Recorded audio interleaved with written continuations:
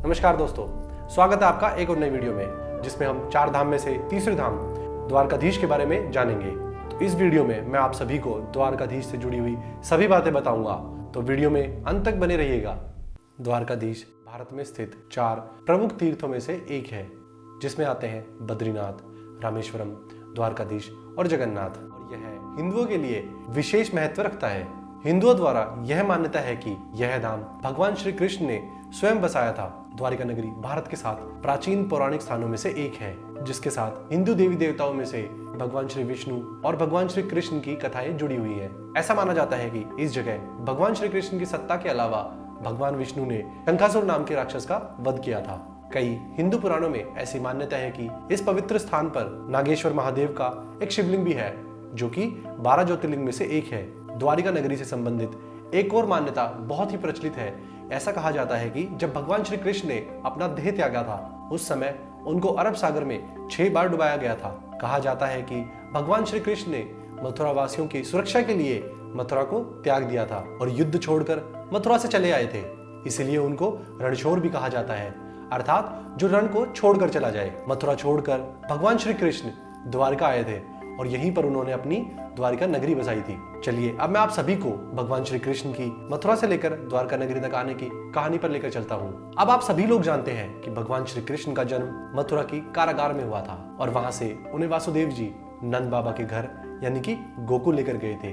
गोकुल में उनके मामा कंस के द्वारा उन्हें मारने का बहुत प्रयास किया गया, लेकिन यह तो सत्य है कि जो नियति निर्धारित करती है वह होकर ही रहता है। कंस की मृत्यु श्री कृष्ण के द्वारा ही लिखी थी और आखिरकार वह समय आ ही गया जब मथुरा में भगवान श्री कृष्ण और कंस का युद्ध हुआ। भगवान श्री कृष्ण ने मथुरा वासियों को कंस के क्रूर शासन से भी मुक्ति कराने के लिए कंस का वध कर दिया।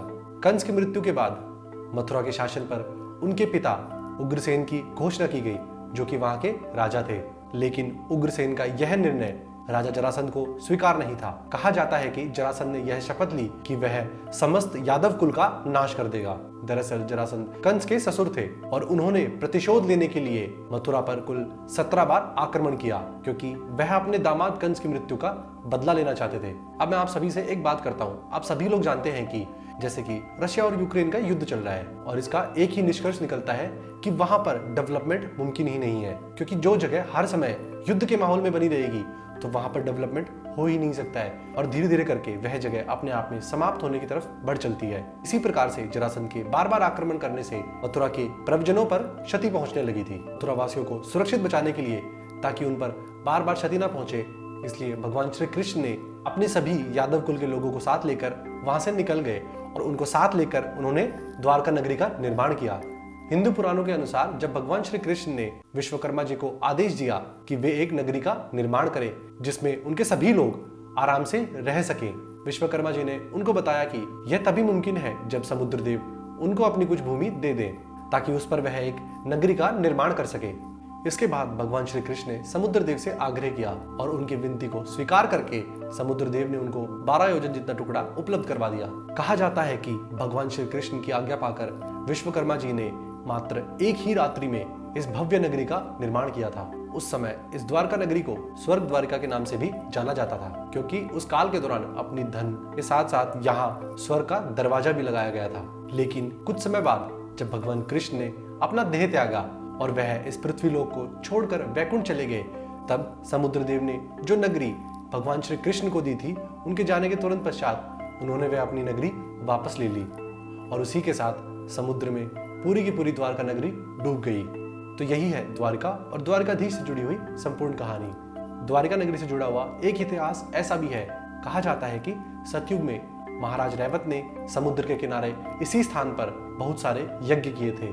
ऐसा माना जाता है कि इस स्थान पर एक कुश नाम का बहुत ही उपद्रवी राक्षस था। ब्रह्मा जी के अनेकों प्रयासों के बाद भी वह राक्षस उनसे नहीं मरा।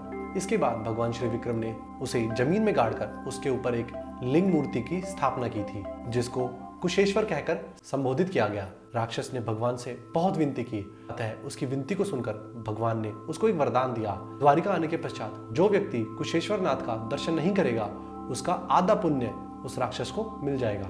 चलिए अब मैं आप सभी को द्वारकाधीश से जुड़ी हुई कुछ बातें बताता हूँ। द्वारकाधीश के मंदिर का निर्माण भगवान श्री कृष्ण के पोते वर्जब ने करवाया था। वहां के लोगों को यह मानना है कि यह मंदिर लगभग 2000 साल पुराना है। यह द्वारकाधीश मंदिर जगत मंदिर के नाम से भी जाना जाता है, जिसका 5 मंजिला ढांचा है और 72 स्तंभों पर पूरा मंदिर है और इसका शिखर लगभग 78 मीटर ऊंचा है। मंदिर की पूरी ऊंचाई तकरीबन 157 फीट है। इस मंदिर के शिखर पर एक झंडा लगा हुआ है, जिसके ऊपर सूर्य व चंद्रमा की आकृति बनी हुई है। इस ध्वज की लंबाई 52 गज है और इस ध्वज को कई मीलों दूर तक से भी देखा जा सकता है। द्वारकाधीश ध्वज को प्रत्येक दिवस में 3 बार बदला जाता है और हर बार अलग रंग का ध्वज फहराया जाता है। पूरे प्राचीन मंदिर का निर्माण चूने पत्थरों से करवाया गया है। द्वारकाधीश मंदिर में प्रवेश करने के लिए 2 प्रमुख दरवाजे बनाए गए हैं। इसके उत्तर द्वार को मोक्ष द्वार कहा जाता है, जबकि दक्षिण द्वार को स्वर्ग द्वार से संबोधित किया गया है। तो यह थी द्वारकाधीश से जुड़ी हुई संपूर्ण कथा और उससे जुड़ी हुई कुछ बातें। इसी के साथ मैं आप सभी से विदा लेता हूं और मिलता हूं आपसे अगली वीडियो में, जो कि हमारी होगी भगवान श्री जगन्नाथ के बारे में। जय श्री राम, जय श्री कृष्ण।